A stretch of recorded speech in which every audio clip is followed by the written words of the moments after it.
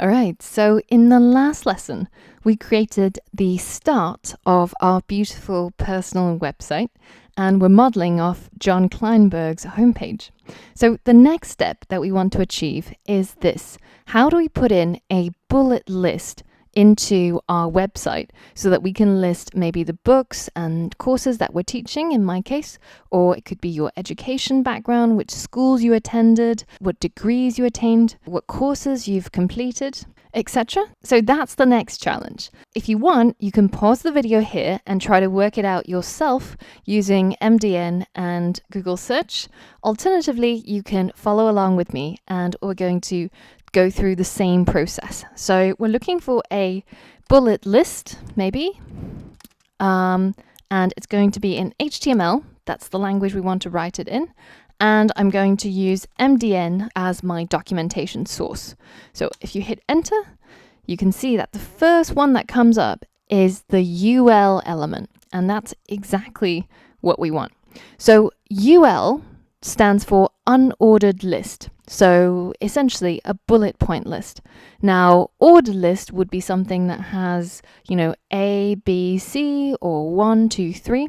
But in our case, this is exactly what we want. And you can see that this is a simple example, which will render like so, where the UL tag encloses all the parts that will be included in the bullet list, and the LI tag, or the list item tag, encloses each and every bullet point. Alternatively, you have a slightly more complex, more nested unordered list, and that looks more like this. So let's go ahead and add this to our code. So we've got this H3 that is the subtitle for the books and courses that we're teaching. So I'm going to go ahead and add a new UL, unordered list, and a new list item. And I'll add something like the complete iOS app development bootcamp. And then I'll go ahead and add another one, the complete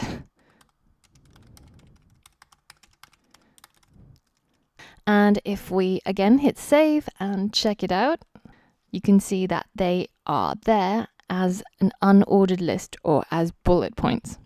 All right, cool. So the next thing that I want to add is outside of the unordered list, I'm going to add another H3, and this is going to have the subtitle of, let's say, my hobbies. And here I want to have an ordered list that's 1, 2, 3, and it's going to list some of my hobbies. So can you try and use MDN as well as search to figure out how to do that and then list your hobbies in that ordered list? All right, so let's walk through it together. So if we have a look at unordered list, if you scroll to the bottom, there's usually a part where it says see also on MDN, and this tells you these related HTML elements, which are list items and the ordered list, the OL. So let's click on that and we can see how this works. This is a simple example of an ordered list, and you've got the first, second, and third item as list items. So the format is exactly the same as the unordered or the bullet list, apart from the fact that this time replacing UL with OL. And similarly, you can nest these lists. You can nest a ordered list inside an unordered list, and also vice versa. And there's a whole bunch of modifications that you can have with your ordered list, for example, using Roman numerals instead of using numbers.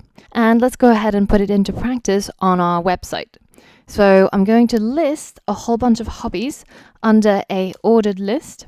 And the first list item is going to be, let's say, beer brewing. And the next one will be martial arts. And the last one can be motorcycles. There we go. Cool. So those are my hobbies, and they're included under an ordered list inside list items. And if we go ahead and hit save and then hit refresh, you can see that we've got our ordered list and our unordered list inside our homepage. All right, cool. So this lesson was all about HTML lists If you're interested, you can have a look at some of these other types of lists, such as the ordered lists which start at a particular number, or the lists that use Roman numerals, and you can mess around with that code inside your playbook or inside your website. In the next lesson, we're going to be covering the image element, and we're going to be brightening up our website with some pictures. So for all of that and more, I'll see you on the next lesson.